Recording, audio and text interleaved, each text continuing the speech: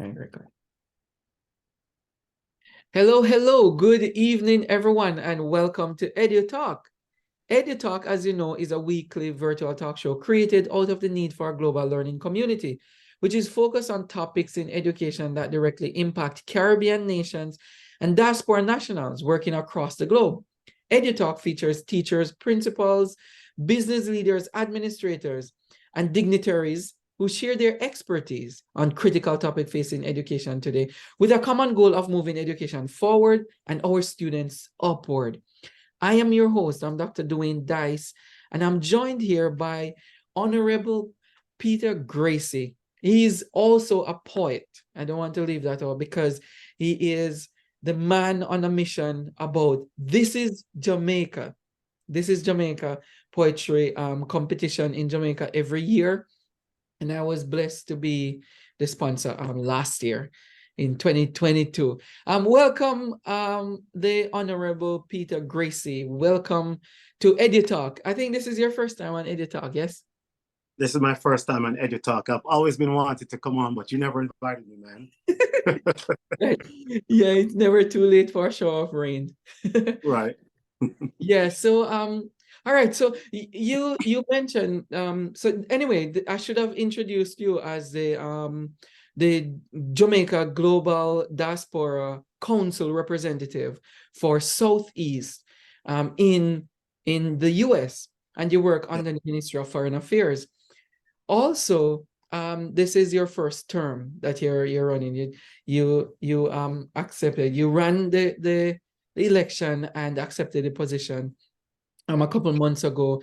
And so, and I've seen you, I'm following you on social media, doing a wonderful work here, there, in the communities, because the community base is very good approach that you're taking in the community. So, and you're a poet. So talk to us about the work that you do. You're also a realtor, right? I'm a broker. You're a broker, okay. Yes. All right. So tell us about Peter Gracey. When people look at you and talk about you, you know, in media or in person and so on, you want what do you want them to realize? Because you have a man who you're wearing many hats. So what do you want people to realize what mission you're on, and who are you? Well, I want the people to realize that you see, my mission as far as a personal mission is to help people to understand themselves. And this is why I focus on a lot of kids throughout This is Jamaica. The focus is not me. I have my own way of focusing on myself. Mm-hmm. But for the most part, it's children focusing on themselves, especially those kids in the cognitive phase of education, of growing, and you know. So that's the most important thing. And that's why I do the This is Jamaica Scholarship program and target kids between the ages of 6 to 17. That right there is the legacy. Nothing else is, you know, comes before that. As far as the global Jamaica diaspora goes,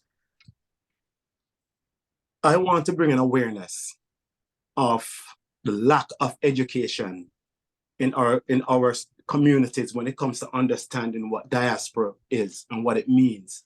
Mm-hmm. Because sometimes the word diaspora may sound like a pill, you know, like a caffeine, you know, or they don't really know what it means.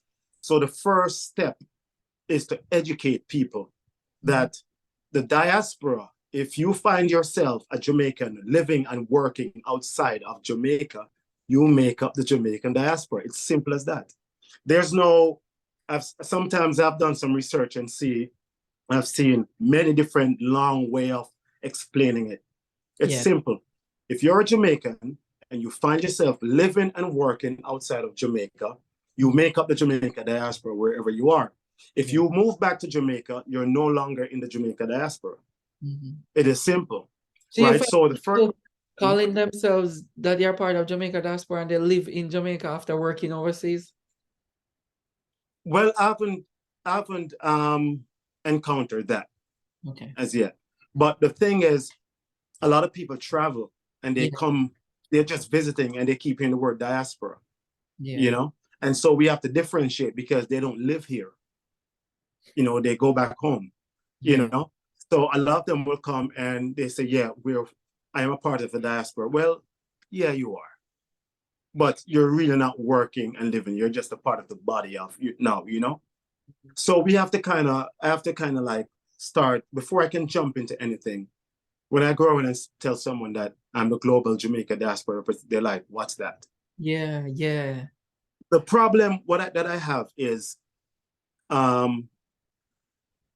we find ourselves, or where we found ourselves in the past 3 years, a lot of people think that the diaspora is some right-wing elitist group located in South Florida, you know, as far as the South. You know, they think it's a specialized group of people, not knowing they're a part of the Jamaican diaspora. Yeah. And so what was very important is that I'm in Central Florida now, right? So we're shifting some of the energy to Central Florida. And a lot of people in South Florida, they're wondering, we don't see you as much. Well, you don't really need to see me at some of these functions, just taking pictures and da-da-da-da. I'm not into that. I'm into building communities, grassroots, meeting organizations who wants to connect with Jamaica and connect with other organizations, and putting together a council where we have a centralized area, a centralized portal to provide information and resources to Jamaica diaspora, such as scholarships and internships and job opportunities in Jamaica. Yes. From here, right? So we have to, because a lot of people want to go home, but they don't know where they're going to find jobs. Yeah, sure. Right? So now I have to try to put a way where we can see job openings here, where people, if they want to go home or back home, whatever it is, you know, so there's a lot of moving parts, and it's not as simple as it seems. Yeah. So that's what I'm working on right now. As far as my committee goes, putting together, I have put a committee together called, well, it's still in motion. It's called the Jamaican Diaspora Council, removing the global, just the Jamaican Diaspora Council. And what my goal for the Jamaican Diaspora Council is to have the South, the Northeast, and the West Midwest be a part of this council. Okay.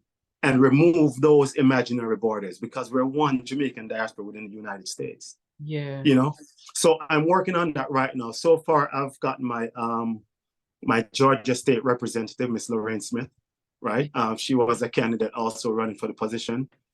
She's a Georgia State representative. I have Lorraine Beck, and we have Lorna Beck. We have Lorraine Smith. We have Miss Pauline Ford. You know these names. You know these people. Yeah. We have our communications director, and all those are state representatives, South Carolina and Alabama, respectively. We have our communications director, Ms. Shelley and Lors, and now I have a legal advisor, an immigration attorney, Mrs. Sonia Peterkin, who tomorrow night we're going to also have a program, the Diaspora Connect, the inaugural Diaspora Connect. It's going to be on tomorrow night, where we're going to discuss the Senate Bill 1718, which was just passed by Florida Governor Ron DeSantis, how it's going to affect us as Jamaicans, undocumented green card holders. Oh, okay. Well, can you explain the bill just a little bit? Well, the bill itself is, it's there's a lot of moving parts to it, where it's supposedly the most sweeping immigration bill we've ever seen in Florida. I really don't get how they're making some of these laws on these local levels as the lawmaker, but nevertheless, you ping the system, see how far you can get, right? Yes, so this bill, it has to do with if you live in New York as an undocumented person, you can get a license. Now, if you have that license, you no longer can drive in the state of Florida. What? So if you're a truck driver, do not enter Florida. Oh my God. All right, that's one. Next thing is, if you are a healthcare provider that provides Medicaid, you must ask the patient their immigration status, right? Yes. Now you're going to see things like farm workers, construction workers. There's a lot of transient farm workers that move from state to state with some of these licenses. Not here anymore. A lot of construction workers, you know, it's moving out. and the move has already begun. People are moving out of the state of Florida. Things are going to get expensive. Again, if you are caught transporting undocumented persons, that can be a third-degree felony, I think. But I'm not the attorney, so I don't want to give these make it sound like I'm giving legal advice or anything. People just have to join on and listen to her. We've gathered questions from the public, and we're going to be asking some of those questions. And we've also invited the Consul General. I think it would be necessary for him to be on, since he also represents the South, and people are going to be coming to the consul, the consulate. I know people are going to start going to the consulate. Help me with my papers. So we are now trying to push things a little faster. So because I think it's July 1st it goes in effect. So we're trying to push things a little faster to educate people on these Senate bills. Wow. So do you have a flyer for the event where we can share? Yes, it's on the Jamaica Diaspora Council Facebook page. It's on my side. But I can forward it to you and you can share it also. Yeah, forward, let me send, because it's gonna be aired just around the same time as this show on Tuesday. Yeah, tomorrow. Right. Wow, okay. So wow, this is really strange. And a lot of people who don't really watch the news don't really know what's going on. Or even and this is why myself as the representative have to keep my ear on the ground to know what's going on, to provide the information. It's not about being a representative. It's not about going to these functions all the time and taking pictures. It's really about getting to the nitty-gritty with the people in the community and listening to them and having meaningful conversations with them. And try to direct them and connect them to organizations, whether it's healthcare, whether it's education, whether it's immigration matters, whatever it is. We have to find a way to bring together organizations and people, and also tie in Jamaica with it, so we can know where we stand at any given point. So talk to me. So you mentioned some stuff about the agenda that you have, a little bit. Can you give us an idea of what you're hoping to accomplish with this? Is it 3-year term or 2-year? 3 years. 3 years, yeah. So what do you have on your agenda that you're hoping that you can fulfill? Well, one of the things is with that, which I mentioned, and that's a good question that I mentioned earlier, is creating this portal. Yeah. Everyone is doing their own thing, and it's okay. But a lot of people don't understand that the same organization you're about to start, your neighbors probably already has that organization or probably has the idea. Come to us, reach out. Now we don't know of anyone, what I'm saying? Just verify some things, go start it. We may need the help, and we can connect you with people. It's really connecting people. It's really bringing people together. This, as far as education goes, which I'm glad I'm speaking to you about it, is I've seen where the help from the Jamaican diaspora, the help from the Jamaican government in regards to the diaspora representative, in my opinion, does not exist. And I'm just going to say that. I'm just blunt as that. So it seemed that way, but it really doesn't exist. And the reason why I'm saying that is I've been a representative now for a few months, and we haven't really had anything done or spoken about anything, So, but I've been there with the Dr. Alan Cunningham. I've been there with the Dr. Karen Dunkley and the Shauna Jeans. I've been there with these people. So I know exactly what the work was. I know how it's done. I know what it's supposed to be, what it entails. So I'm already moving forward, and then they can catch up with me. You know what they say, when the students are ready, the teacher will show up, right? So I would like to see if I can tap into some form of organization or into government, as in my term as the Global Jamaica Diaspora Council rep, and implementing policies. I'm not a policymaker. That's why I have to tap into those individuals to implement policymakers that can provide financial support and incentives to Jamaican students studying here in the United States and anywhere around the world, for that matter, establishing partnerships with universities and colleges and in other countries, creating mentorship programs that connect Jamaican students with successful Jamaican professionals in their own field of study here, Yeah. right? And with that thought, this is where we find things like host families. You know, I've already spoken to a few people who said, we would love to be involved. We would have, we can be host families. We just need something that is organized, you know? Yeah. So, so those are some of the things that, that I've been toying around. One important thing that I've been trying to get done, which I've sent a letter to the Consulate General of Miami, is to establish a honorary consul in the Central Florida region. There are thousands of Jamaicans living in Central Florida, and they have to drive to Miami to get their passports renewed.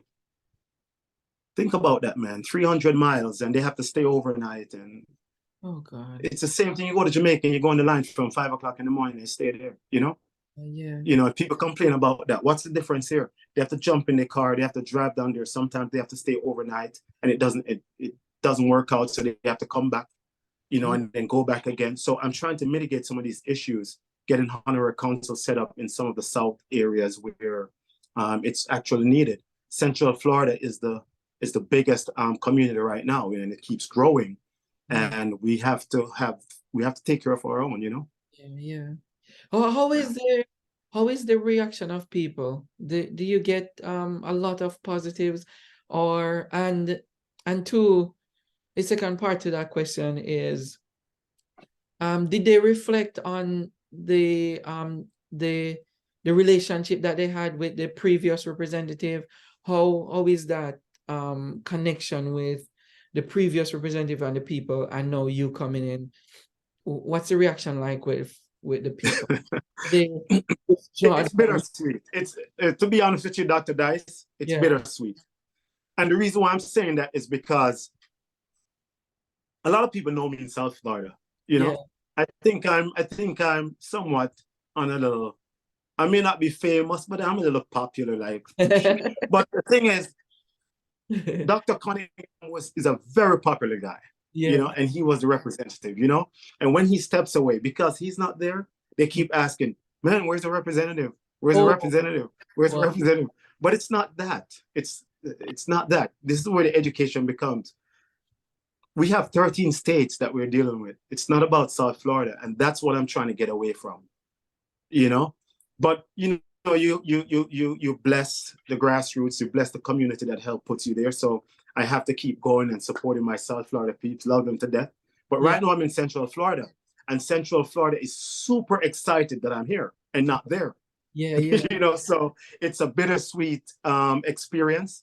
And the great thing about what we're doing with the Jamaica Diaspora Council is we're bringing in people who may have aspirations to run for the position, you know, to challenge me, to let's go, let's do this. This is not about me. It's about you wanting to help your country. So I welcome you. Come and join it. And when it's time to go, let's do it. Competition is good. Is there, for in terms of you know, bringing the community together and so on, and asking people to join you, is there a relationship that you're building between, you know, these partnerships that they have with churches, like some churches in Jamaica and the Caribbean, they have partnership with churches in America and other countries like in England. Do you have that on your agenda to build partnership with schools in South Florida or Georgia with schools in Jamaica, so that they can do an interchange of ideas and support?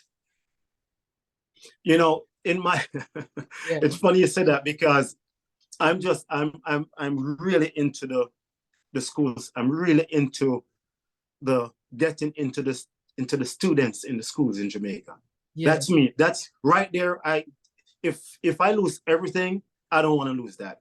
It's the kids. It's really not the school. It's the kids. You know, so I'm really kind of focused on the education and how I can better get some of it. I'm not a formal educator by any means, but I know exactly what I'm doing. You know, I know exactly what it takes. And it's things like establishing mentorship programs for students in Jamaica, you know, having these host family. If you notice, the new one of the new prizes on This Is Jamaica is a trip for two to Disney World, or $1,000 in Jamaica, right? And it's out of these conversations we found host families, right, who said we will support that scholarship and we will also support students in Jamaica if they need somewhere to stay and go to college, right? So they don't have to pay for boarding if the scholarships don't. Offering job shadowing opportunities and internship to Jamaican students, facilitating training sessions for Jamaican teachers by using host family to come here and have places to reside, providing access. Hold on. So these job shadowings, they're for college students, Jamaican students who are studying in Jamaica. So they have job shadowing here in Jamaica. So what we're doing is partner. We're partnershiping with the Jamaica organizations, whether it's a school, whether it's an organization, whether it's a group of people trying something, but it's vetted, with families here, organizations here, and churches. And because you asked about church. Yeah. One of our outreach, we have 2 outreach members on our board right now. And one is, her name is Pastor Rosemary Roth, right? And I think you know who she is. Yeah. And she has Alpha Point and some other church initiatives that she has put together.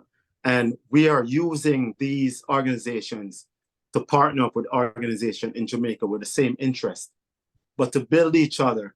But one of the problems we keep finding is shipping and customs. Typical. Because it may not seem like it's tied in, but it is. Because we're trying to do so much for Jamaica. But when you try to put a barrel together or something together or send something to help a church or help an organization, they hit you with these major custom fees and things like that, right? So one thing affects the other. But we're actually partnering up with a lot of organizations here, there to intertwine together and make things happen, We're also trying to facilitate partnership between the Jamaican American schools and the universities. Right. Because there's a lot of students in the United States who would love to attend the University of the West Indies. Yeah, and not the other way around, because usually we say, come over here to go to school. But we have a very robust school system in Jamaica that Americans would really want to go study too. It's very absolutely. Yeah, that's very good. Absolutely. Yeah. You see, when you do things like this, it promote things like cultural exchange programs, things like that, and you bridge the Jamaican and the American education system. Because this is one of the things that I used to when I was just starting the This Is Jamaica scholarship. I was studying Jean Piaget. Jean Piaget, Jean Piaget, theory of cognitive development. And that right there, I always loved the idea of the stages, the 4 stages, the sensory motor, the pre-operational, the concrete operational, and the formal, those stages.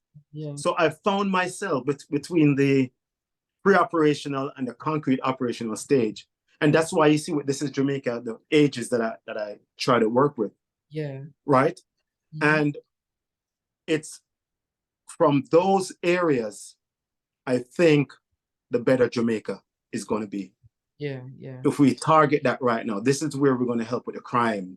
This is where we're going to help with this, because we have to understand these stages and teaching these kids to understand who they are as a person. Not what the education system is telling you, but who you are, your intelligence. You cannot let education hijack your intelligence. You know what I'm saying? So you have to teach them who they are so they can accept the work or accept the information and know exactly how to manage that information. So these are some of the things that I have on my agenda. It's a lot. And how is your team though? How is the team that you're putting together? Fabulous. I can tell you this right now. I can tell you this right now. All females right now.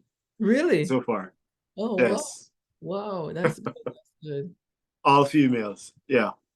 Yeah, And a lot of people are questioning, why are you using all females? But you know what? What I found yeah, is, and maybe some guys will show up sometime, you know, I'm not, yeah, I yeah. mean, I'm a guy, you know, I'm not, but Mhm. I found that some of these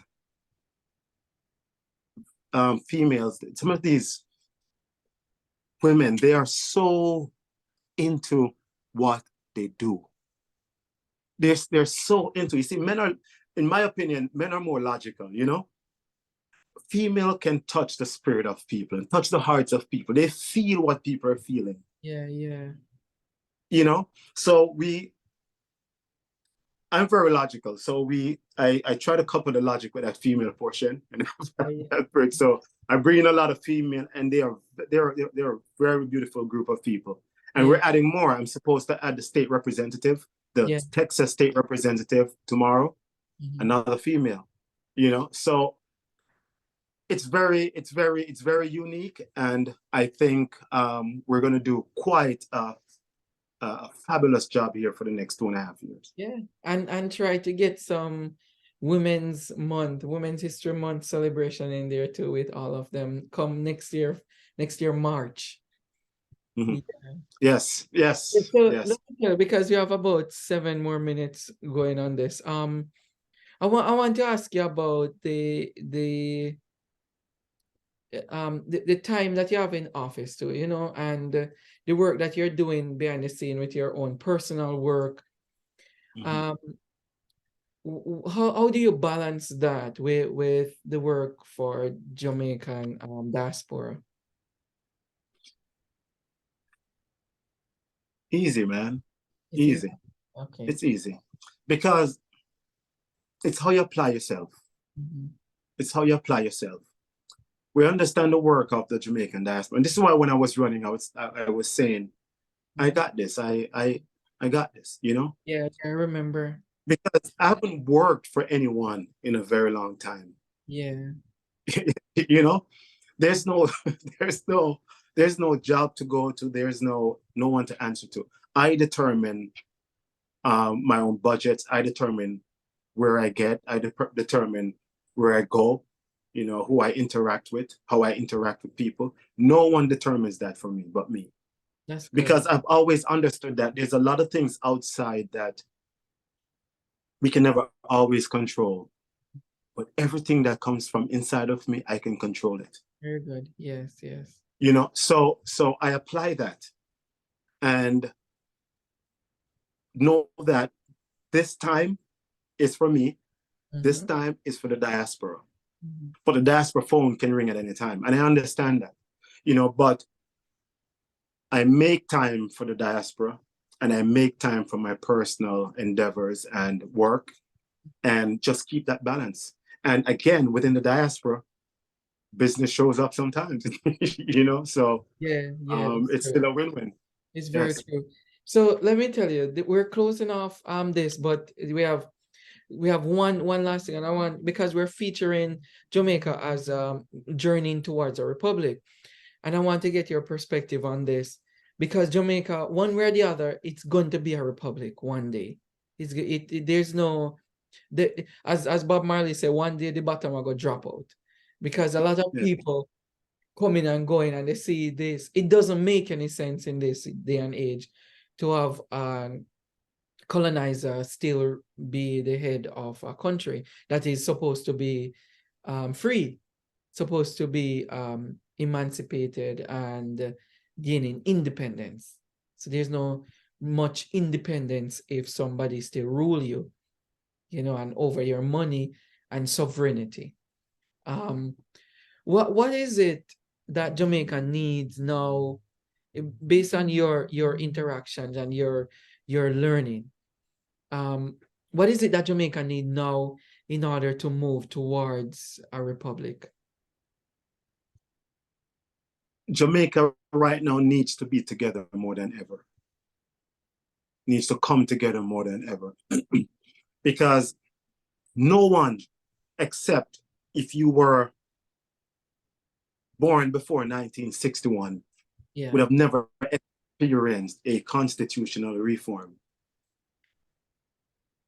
True. None of us knows how it works or know how to do it. We have to come together now as educated people, as intelligent human beings, and figure this out. Because we have never had this, most of us have never had this experience. So now it becomes education again. And my hope is to drag the children into it. Because one day this may happen again. And so this is so important. They have to understand what's going on in the schools. Yeah. So it has to be spoken about. If someone has to go in there and say, pay attention to this. We're doing this. We're getting rid of the colonialism, and we're doing this, and this is how we're going to do it. Even if it's basic information, but drive it in the schools. Because if it should happen again, we're probably not going to be around. Yeah. But they have the experience somewhat or know something about it. Because I've asked people and they're like, yeah, I was around, but I don't remember that. Wow. You know what I'm saying? So we have to learn from the past, that we have to educate ourselves. And we have the opportunity now with technology, right, to educate kids and students like directly, like any given time of the day. So education it is for me as far as the constitutional reform. And one more thing is that while you're in the Constitution, going through it and you're like digging through it or whatever, figure out a way if you can put something in there to figure out how you can get people in the diaspora to actually vote in the general elections from the United States, stuff like that, you know? Yeah, Just saying, while you're in the Constitution, just flip the page over and see if it exists and yeah. blot something, you know? So that's one thing that I'm also pushing. I'm still puzzled by the fact that we're at, this stage where we're wondering what is this looking like and so on, when we have the code of Hammurabi code, thousands of years ago. Then it passed on. John Locke wrote, from the British side and so on. And British have a really strong constitutional piece. The writing of it's strong, because America got its own from there as well, pieces of this thing, and fused with their own intellectual ability to write their own. They borrow from all of these rules of law, so on. So I'm wondering, with the constitutional reform committee or whatever they have in place for that, if they're studying these documents in relation to Jamaica, because Jamaica is very unique compared to the US or England. Look at maybe our ancestral background from Africa and Asia and so on, and Europe too, because we're all mixed people in Jamaica for the most part. Is it that strenuous and overbearing for them to look at these documents that have been written already and to pull from them the important ideas forged with our intellectual ability? Because we're building on what Marcus Garvey built. We're building on the intellectual ability of our foreparents that were Jamaicans, and we are still Jamaican. What's your perspective on that? Well, everything is progression, you know? Some millions of years ago, they said, some people say we were cavemen, and we progressed to this, we progressed to this then. So now we're here, you know? And a lot of people don't know how important it is when you see civil rights leaders doing certain things. They may pass on and all that, but the work still exists. Because sometimes based on the work that they put in, it ends up in some law somewhere and may end up somewhere in a constitution somewhere. And then as you go along and you start to progress, you realize, wait, you end up in this wokester society now, this woke culture. You're like, wait, that's not right. The thing is, that's why I said, while you're in the Constitution, flip a few pages and look at some stuff. Yeah. Don't just focus. You're in it now. It's a huge thing. Just question some of the things. For instance, let me give you an example. Yeah. In Jamaica, there's a lot of hospitals with names of colonial leaders. Yes. Yes, that's true. And that's what I'm saying. Streets, da da da da da da. Now, can you change those? Or if you change it, you're erasing history. Oh. If you change it, you're still creating history because it was once this and we changed it. Yeah. So that idea of, if you change it, you're erasing history. Well, erasing that portion of history is making history that erase that portion of history. Yeah, yeah. Right? Yes. So it's still valid. There's Yeah. a lot of things that they can look at right now, changing the names of certain things, like certain monuments that holds the name of some king or queen of England. Yeah. You know, and things like that. Victoria Jubilee Hospital. Yeah. Yes. Yeah. That's where you know, things like that. You know, St. Margaret's, things like this. You know, let's look at some of the things while we're doing this and see if there's a few things we can progressively change.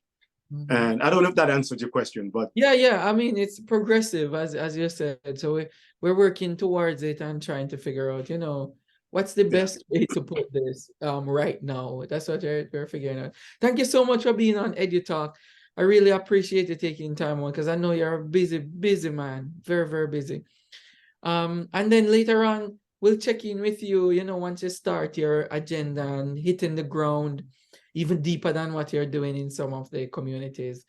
We'll check in and catch up with you to see how it's going. And then looking out for some partnerships to make waves in these communities. With the education think tank, we'll try to rope you in and see if we can bring you as a part of it. And before you go, I want to make a big shout out to Marian Morgan of Redwood Primary, her sister, 4-year-old Marshanique Morgan, Courtney Greaves, Jesse Ripoll, Akeem Nugent, part of This is Jamaica too. All these kids came through This is Jamaica, and I'm so proud, you know, and the scholarship is on its way again.